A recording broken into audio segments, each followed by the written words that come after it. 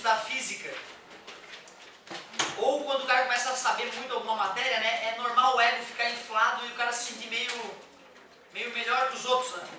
O ego do professor é uma coisa complicada, mas o polaco, cara, que gente fina. Sempre que eu conversei com ele, as poucas vezes que eu tive contato com ele, vi o quão flexível ele é. Tenho certeza que ele não vai se ofender de eu começar a dinâmica. E aí depois eu vou conversar com ele para ver se eu acabo a matéria ou se ele continua a partir dali. Só nessa aula de hoje já dá para dar uma avançada bonita em dinâmica, dá para aprender um monte de coisa legal. Dinâmica é a parte da física que estuda as causas do movimento. Estuda as causas dos movimentos. Ao contrário da cinemática, que o objetivo era só descrever os movimentos, né? Não custa lembrar que na cinemática linear nós vimos 3 equações, né? Equação horária da posição, ele já chegou a ver com vocês? Talvez com S igual a S0? Sorvetão, né? Eu gosto de usar D porque a UFSC usa D de distância, né? Então eu prefiro usar D. Equação horária da velocidade e a famosa equação de Torricelli. Quando que tu usa Torricelli? Gostei. Lembrar disso já é uma ótima ajuda. A cinemática queria só saber qual era a velocidade do corpo, quanto tempo ele demorar para chegar, qual era a trajetória. Agora não. Agora eu quero saber por que esse está andando e o outro não. Por que um tem aceleração e o outro não tem? Dinâmica, estuda as causas do movimento. E o cara que desenvolveu a dinâmica enormemente aí foi o Newton, 1600 e cacetada. O Newton foi lá e escreveu um livro chamado Princípio da Matemática, onde ele falava, né, sobre o movimento dos corpos. Para que a gente inicie dinâmica, a gente tem que entender o que é força.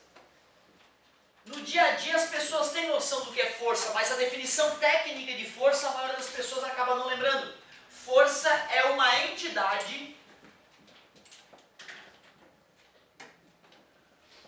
é uma coisa, é uma entidade capaz de deformar e alterar o estado de movimento de um corpo. Força é uma entidade capaz de deformar e alterar o estado de movimento de um corpo. Então, se o objeto tinha uma certa forma e depois ele deformou, foi uma força que atuou isso. Tu vê, é bem redondinho, confirma pra galera. E agora vai ficar ovalzinho ali.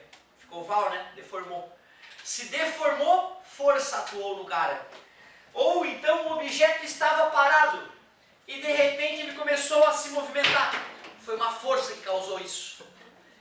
Aí o aluno poderia falar, né? Então tá, professor, ou deforma ou muda a velocidade. Não. Quando eu dei o peteleco, cara, tu não percebeu, mas tanto o meu dedo quanto a caneta deformaram. Então o mais correto é dizer que deforma e muda o estado de movimento, não ou. Um está atrelado ao outro.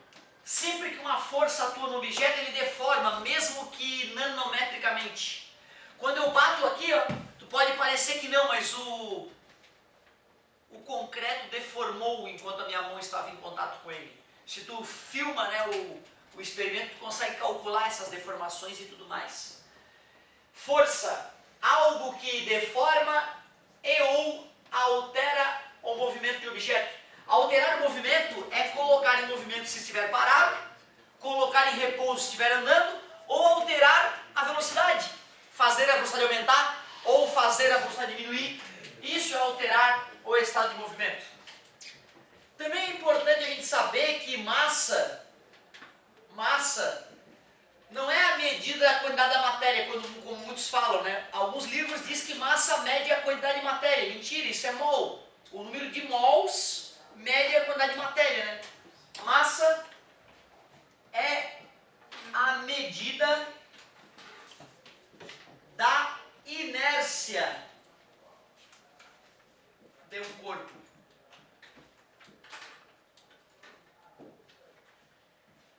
Tem definir massa de uma forma diferente, mas no ensino médio está de bom tamanho a gente entender que um corpo que tem mais massa é mais difícil colocá-lo em movimento, mas também é mais difícil colocá-lo em repouso. Por isso, quanto maior a massa, mais difícil é alterar o estado de movimento de um objeto. E essa tendência que os objetos têm de manter o seu estado de movimento é o que a gente chama de inércia. Por isso que a massa é uma boa maneira de medir a inércia de um corpo. Se a gente sabe o que é força e o que é massa, só falta lembrar o que é aceleração. Aí a gente já começa a introduzir as leis de Newton. A aceleração mede a variação da velocidade com o passar do tempo. A aceleração mede a variação da velocidade com o passar do tempo. Cuidado, hein?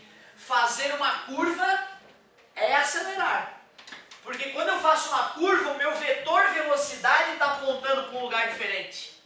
Né? O polaco deve ter começado essa parte de movimento circular uniforme, né? Certo? Então cuidado, hein? Como a gente está acostumado com a aceleração sendo ΔV sobre ΔT, um objeto que está em movimento circular uniforme, ou seja, velocidade constante, é muito comum o aluno achar que não tem aceleração. Mas fazer curva é mudar o vetor velocidade. Ao fazer uma curva, a gente diz que o objeto tem aceleração centrípeta. Então cuidado com isso, hein? Fazer curva é acelerar. Sim, senhor, está me dizendo que o volante de um carro é um acelerador do ponto de vista físico. Exatamente. O volante de um carro é um acelerador. Ao girar o volante, tu está acelerando o carro. Mesmo que o velocímetro não registre nenhuma mudança. Certo? Então cuidado, isso é uma pegadinha boa para fazer um vestibular de física. Do ponto de vista físico, podemos afirmar que o volante de um carro funciona como um acelerador, alterando a direção e o sentido da velocidade. Corretíssimo. Leis de Newton, vamos começar a entender o mundo melhor. Cara, aqui tem um momento perigoso, meus queridos. Tu tem que ser humilde. Tu tem que acreditar na genialidade de Newton e entender que teu coração falha em alguns momentos. Eu passei boa parte da minha vida achando que Newton estava errado. E anos depois, uma década depois de ter aprendido as leis de Newton, é que eu compreendi elas, que eu acreditei nelas no fundo do meu coração. Então seja humilde. Leis de Newton. Primeira lei de Newton tem um apelido de lei da inércia. Primeira, lei da inércia. A primeira lei de Newton, lei da inércia, que na verdade muitos outros caras já tinham escrito ela antes de Newton. É como Newton organizou, a gente dá o crédito para ele. Mas o Galileu já falava nisso que o Newton fala aqui. Se a força resultante que atua num corpo for... Obrigado. Se for zero a resultante das forças que atuam no corpo, só tem duas opções para ele. Ou ele fica em repouso e continua em repouso, ou ele fica em movimento retilíneo e continua. Se a força resultante em um corpo for zero, ou esse corpo está em repouso e tende a se manter em repouso, ou esse corpo está em movimento retilíneo uniforme, movimento em linha reta com velocidade constante. Movimento retilíneo uniforme. E tem a volta também é verdadeira, tá, gente? Quando tu vê um objeto parado, tu pode apontar para esse objeto sem medo de ser feliz e afirmar resultante zero, resultante zero, resultante zero, resultante zero, resultante zero. Ninguém tem medo de falar essa parte. A galera tem medo é do contrário, de olhar para um cara que está em MRU, apontar para ele e falar zero. Isso dá uma dor no coração de fazer, cara. Isso só quem acredita na física faz. Quem não acredita na física tem um medo nessa segunda parte. Eu entendo mesmo.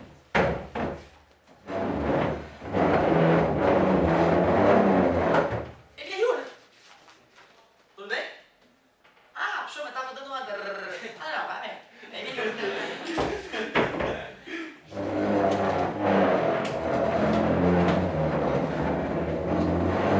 Ele riu. Por que é tão duro para o leigo falar que a resultante é zero? Fala, por quê? Porque tem velocidade, tem mais. Por que tu não aceita que a resultante é zero? Os alunos falam, professor, tu comeu merda, tu tá empurrando, animal, como é que a resultante vai ser zero? Eu falo, cara, acredita no Newton, cara. Acredita no Newton, eu vou te mostrar como é que seria esse movimento se a resultante não fosse zero. Se a resultante não fosse zero, tem duas possibilidades para essa cadeira. Ou ela estaria assim, ó. Tu viu que ela está cada vez mais rápida? Tu percebeu que ela começou devagarzinho, começou a aumentar de velocidade? Aí tem resultante. Ou então poderia ser assim, ó. Parando ou aumentando de velocidade. Aí a resultante não é zero. Mas se a velocidade é constante em módulo e é em linha reta, a resultante é zero. Vou te explicar quais forças estavam atuando na cadeira. Enquanto eu empurrava a cadeira para frente, além da força que eu, Otávio, fazia na cadeira, além de a terra estar atraindo a cadeira para baixo, como vocês podem perceber, e além do chão não deixar a cadeira ir para cima, não deixar a cadeira afundar, empurrando ela para cima, como vocês podem perceber, colocando, por exemplo, o pé embaixo do pezinho da cadeira, né? Tu percebe? O teu pé tem que fazer força para cima. Tinha uma outra força combatendo a força motora que eu aplicava. Tinha a força de atrito. E na hora do MRU, F era em módulo igual a força de atrito, assim como o peso era em módulo igual a força. Por isso que a resultante é zero. Nós leigos geralmente achamos que como há movimento, tem que haver uma força resultante no sentido do movimento. E isso é falso. Newton genialmente percebeu isso, enquanto nenhum outro ser humano tinha conseguido perceber. Então olha só, eu confesso a vocês que para eu iniciar o movimento, eu tenho que vencer o atrito. Mas depois que o movimento foi iniciado, eu só preciso igualar o atrito. Eu não preciso mais vencê-lo. Professor, como é que a cadeira se mexe então? Porra, é por inércia. Porque a cadeira, depois que começou o movimento dela, ela tende a continuar em movimento, porque Deus criou a natureza assim. Os objetos têm inércia. Pode-se pensar, por que a porra da Lua não para de orbitar a Terra? Por inércia. Não tem atrito nenhum, não tem ar, a Lua não está se arrastando no ar, na atmosfera. Então ela está andando e ela continua andando. Mas por que ela não passa reta? Atração gravitacional, por isso que a força de atração gravitacional funciona como força centrípeta e faz a Lua fazer curva, mas não altera o valor da sua velocidade, apenas a direção. Então cuidado com isso. Objeto em MRU, não tenha medo, aponte para ele e fala, resultante zero, como aconteceu com a cadeira diversas vezes. Se no teu coração isso ainda não está resolvido, decore. Eu, como eu já te disse, eu passei 10 anos desconfiando da primeira lei de Newton, até que um dia eu acordei, umas sinapses se formaram durante a noite e eu acordei acreditando nela. Acordei curado. Mas demorou 10 anos, e porque eu fiquei fuçando na física. Se tu não quiser ser físico ou matemático, talvez tu, depois de amanhã, esqueça isso aí. Passou o vestibular, tu enterra a primeira lei de Newton. Não tem problema. Mas até lá, tu vai ter que manter isso consciente na tua cabeça. Outra, a primeira lei de Newton só serve para a força resultante zero. Se a força resultante não for zero, esquece a primeira lei de Newton. Tranquilo? Tu vê, né, cara? Parece que é bobo o negócio. Olha que idiota a primeira lei de Newton. E é. Só que tem questão no vestibular que ela vai contra o nosso coração. E aí tu responder ela corretamente só se tu tiver ela meio decorada na tua cabeça. Porque eles sabem fazer questões que confundem a gente. Não usem o coração nessa hora. Terceira lei de Newton, é isso mesmo, tá? Relaxa que depois vem a segunda. Terceira lei de Newton, lei da ação e reação. Lei reação. Se nós fôssemos escrever ela por extenso, seria assim: para toda força que existe na natureza, existe outra força, de mesmo módulo, mesma direção e sentido oposto. Ação e reação jamais se anulam, pois atuam em corpos diferentes. Ação e reação têm a mesma natureza. Se a ação é gravitacional, a reação tem que ser gravitacional. Se a ação é de contato, a reação tem que ser de contato. Eu não vou escrever a lei como um todo. Para toda força, existe outra força, de mesmo modo, mesma direção, sentidos opostos. Jamais se anulam, pois atuam em corpos diferentes, têm a mesma natureza. Eu vou só acrescentar esses 5 tópicos importantes, em vez de escrever a lei como um todo, afinal estamos em 2015. Da mesma forma, se tu quiser escrever a primeira lei de Newton, por extenso, escreva aí, ó.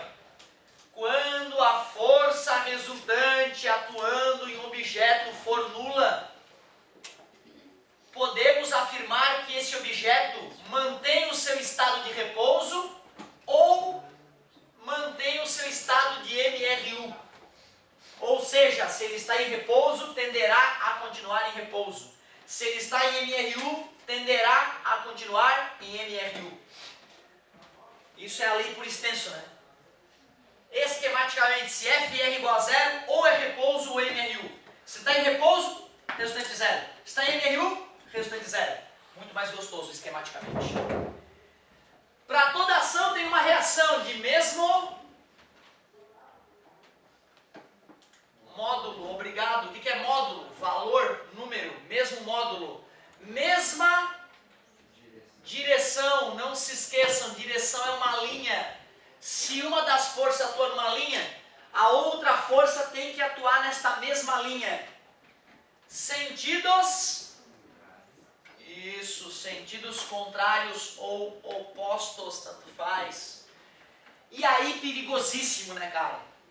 Tu vê, né, se eu pegar essa caneta e fizer 10 newtons para a direita e 10 newtons para a esquerda, ao mesmo tempo, vai dar zero, né, cara? Vai dar zero. Forças com o mesmo módulo, com a mesma direção e sentidos opostos, se atuarem no mesmo objeto, anula. Por isso que a pegadinha mais clássica dessa hora é aquela que diz que ação e reação se anulam. O leigo pensa, pô, tem o mesmo valor, tem a mesma direção, sentidos opostos, claro que se anula. Mas cara, ó meu querido, se ação e reação se anulassem, eu te pergunto, como é que eu ando? Ação e reação se anulam. Então eu vou empurrar o chão para trás, o chão me empurra, anula. Meu Deus, eu não ando. Ou seja, tu tá entendendo o que eu quero te dizer? Tem até uma piadinha tosca na dinâmica que diz que tinha um burro puxando a carroça e ele começou a pensar na primeira lei de Newton, na terceira lei de Newton. E aí ele concluiu a ação e reação, mesmo modo, mesma direção, sentidos opostos se anulam. Caralho, não estou conseguindo mais puxar a carroça. E aí ele travou. Ele ficou pensando na terceira lei de Newton e travou. O burro não conseguia mais sair do lugar. Então toma cuidado. Se tu dá um passo, é a prova de que a terceira de Newton não funciona dizendo que ação e reação se anulam. Porque se anulasse, o movimento seria impossível. O ato de caminhar é a prova cabal de que ação e reação jamais se anulam. Jamais.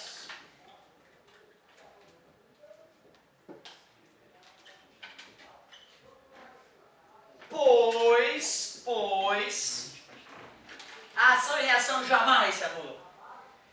Amigo, pensa bem, né? Aqui. Vou fazer 100 newtons nessa caneta para lá e vou fazer 100 newtons nessa caneta para lá. Como que elas vão se anular, cara? Como? Como é que 100 newtons atuando num objeto vai anular 100 newtons atuando no outro? Não faz sentido, né, cara? Para que duas forças se anulem, elas têm que atuar no mesmo corpo, aí se anula. Se atuam em corpos diferentes, não se anulam. Quando eu vou caminhar, a força que o meu pé faz atua no chão.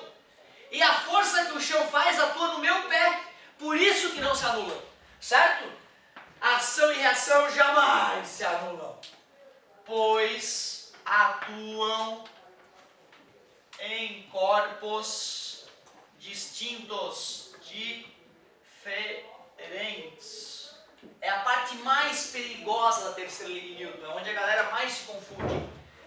Outra coisa importante também é saber que ação e reação têm a mesma natureza. Tem a mesma natureza. Ou seja, se uma é elétrica, a reação tem que ser elétrica. Se a ação é magnética, a reação é magnética. Se a ação é atrito, a reação é atrito de contato também. Certo? Então tem que tomar cuidado com isso. Elas têm a mesma natureza. O vestibular volta e meia nos diz que uma força gravitacional gera como reação uma força de contato. Isso é um absurdo. Por exemplo, o peso é a Terra me atraindo, né? A normal é o chão encostando em mim para cima, né? Como é que peso e normal vão formar um par ação e reação? Primeiro, ambas atuam no meu corpo e se anulam. Então já mostra que não é ação e reação. Outra, o peso é gravitacional. A normal é o chão encostando no meu pé. É contato.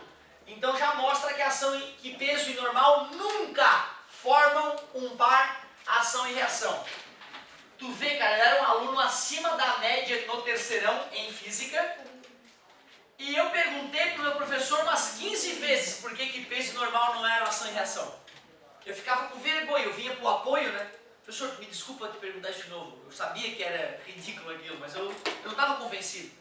Tu podia me explicar de novo por que normal e peso não formam um par ação e reação? E ele, tá bom, tá, vou te explicar de novo. Aí ele fazia o desenhozinho, né, do planeta e da caixinha. Vou fazer o desenho só do planeta e só da caixinha, bem proporcional, né? A Terra atrai a caixinha, é o peso. A caixinha atrai a Terra, é a reação ao peso, as duas são gravitacionais. A caixa tende a cair e bate na superfície do planeta, empurrando a superfície do planeta para baixo. Certo? A superfície do planeta empurra a caixa para cima. O peso e o pelinha, ação e reação, atuam em corpos diferentes. Mesmo módulo, mesma natureza gravitacional, não se anulam por estarem atuando em corpos diferentes. N e N', atuam em corpos diferentes, mesmo módulo, mesma direção, sentidos opostos. Ambas são forças de contato. Beleza? Então tomem cuidado com isso. N e N' são ação e reação, P e P' são ação e reação. Professor, pois não. Eu vi uma questão sobre a força centrípeta e a força centrífuga. Sobre elas serem, se eu não me engano, para ação e reação. Só que elas não são de naturezas diferentes. Cara, primeiro, força centrípeta. Desculpa, deixa não.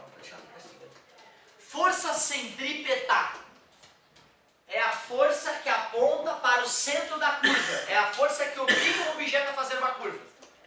Sempre que observarmos o objeto fazendo uma curva, poderemos apontar para ele e falar força centrípeta atuando nele. Força centrífuga, cara, é uma coisa delicada de conversar sobre o assunto. Para que exista uma força centrífuga, eu primeiro tenho que estar num referencial não inercial. Eu tenho que estar num referencial acelerado, senão ela nem existe. Quando eu pego um objeto e começo a deslocar ele no movimento circular uniforme, eu não posso falar, eu, Otávio, que estou parado no referencial Terra, não posso falar em força centrífuga. Porque quando eu solto o objeto, não foi a força centrífuga que obrigou ele a passar reto. Não teve uma força empurrando ele para fora da curva. Ele passou reto devido a inércia. Não teve força nenhuma que tirou ele da curva. Eu não preciso de força para tirar um objeto da curva. Tudo bem para ti? Ou seja, a força centrípeta vinha do meu braço, que obrigava a caneta a circular. Quando a caneta escapou da minha mão, ela passou reto. Eu não precisei de força nenhuma para explicar a passagem reta da caneta. Tudo bem para vocês? Mas imaginem vocês que eu prendi uma formiga na tampa da minha caneta. Prendi ela ali, calma, eu não esmaguei ela, eu só aprisionei ela. Ela está ali dentro, feliz. Tudo bem? Certo? Quando eu começar a fazer isso com a formiga dentro da tampa da caneta? A formiga lá dentro, vou desenhar para ti, tá aqui a caneta, tá aqui a tampa da caneta. Ali está a formiga, ó.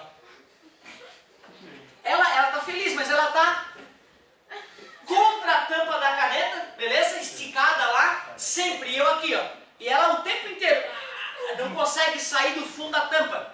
Ela, se ela pensasse, ela se perguntaria: que filha da puta dessa força é que tá atuando em mim que me deixa colada contra a parede? Da onde vem essa merda dessa força? Ela também juraria que ela está sendo empurrada para fora da curva.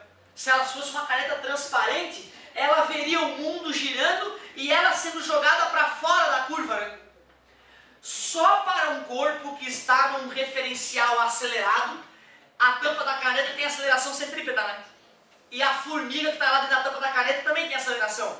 Por isso que no referencial da formiga, ela vai jurar que ela está sendo empurrada para fora da curva enquanto a caneta gira. Ela diria que tem uma força centrífuga. Concordas comigo? A força centrípeta e centrífuga nunca poderão existir ao mesmo tempo. Porque quando eu chamei de força centrípeta que estava atuando na formiga para ela poder girar, eu estava no referencial terra. Quando a formiga falou que tinha uma força centrífuga atuando nela, ela estava no referencial caneta. Quem está observando o fenômeno da Terra só afirma que tem força centrípeta. E não existe centrífuga. Quem está dentro da caneta vai jurar que existe força centrífuga. E não vai falar em força centrípeta. Dizer que força centrípeta e centrífuga formam par, ação e reação é o assassinato da física. E eu já vi perito falar isso para juiz. Escrever. Tentar dizer que o cara que matou os caras lá na 113 não foi culpado porque a força centrípeta e centrífuga se anulam porque formam par, ação e reação. Assassinato da física. Tem teses de doutorado e de mestrado que falam sobre isso, tá? Quem é que está fazendo a força que mantém a formiga grudada na parede? Ninguém. Essa força não existe. A formiguinha teve que lançar mão dessa ideia para explicar o que ela estava vivenciando. Nós que estávamos de fora olhando a verdade, sabemos que por inércia a formiga queria passar reto. E a tampa da caneta ia para frente dela, não permitindo que ela passasse reto. Ou seja, é a inércia da formiga que mantinha ela espremida contra a parede. No referencial da formiga, como nós não tínhamos como explicar essa força, nós lançamos mão de uma força fictícia, que não existe, chamada força centrípeta. Que viagem! A força centrífuga. Força centrífuga é uma força, anota aí, força centrífuga. É uma força fictícia que a gente usa para explicar o movimento em um referencial não inercial. Força centrífuga é uma força fictícia que a gente usa para explicar o movimento de uma partícula em um referencial não inercial, ou seja, em um referencial acelerado. Força fictícia. O nome dela já diz que na prática ela não existe. Não existe justificativa para isso.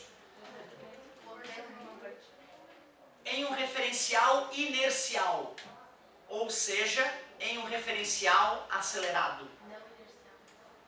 Referencial não inercial, perdão. Última.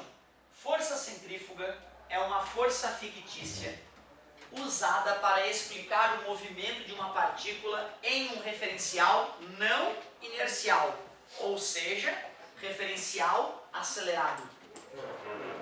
Então, se a questão afirmava que a centrípeta, né, se estava correto esse item, temos que trazer essa questão para discutir, porque realmente é uma pena isso acontecer.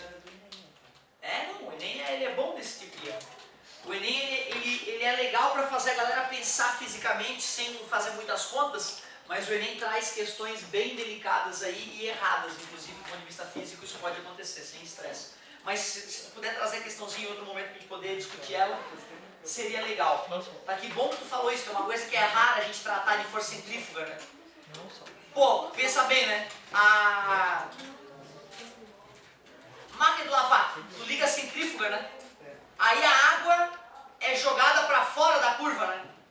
Mas na verdade não, se for olhar o cesto onde a roupa está, ela tem furinhos, né? Certo? Quando esse negócio começa a girar, a água por inércia tende a passar reto, né? E por isso ela escapa pelo furinho.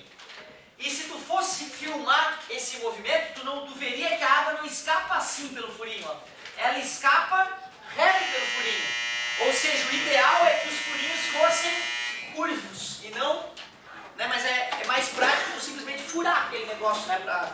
Agora, se tu abre um aspirador de pó, tu vai ver que a turbina dele, os furinhos não são para fora retinhos, né? Numa turbina, os furos são todos assim, ó. Né? A turbina está aqui no meio, né? Os furos são todos inclinados, mostrando que o objeto não sai reto para fora, ele sai pela tangente, né? Ele sai pela tangente, mostrando que não é uma força centrífuga que está atuando ali.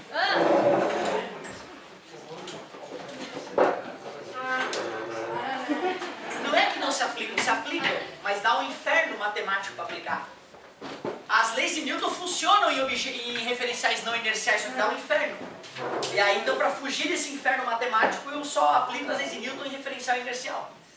Certo? Por isso que se eu quero estudar um objeto em círculo, em MCU, eu não vou me botar lá no objeto, eu vou olhar de fora. Porque a matemática vai ficar muito mais fácil. Se tu botar o referencial no objeto, dá de fazer as contas, só que fica um inferno. E aí a resposta é a mesma, só que fica muito mais difícil para fazer a conta. Boa tua pergunta, garoto.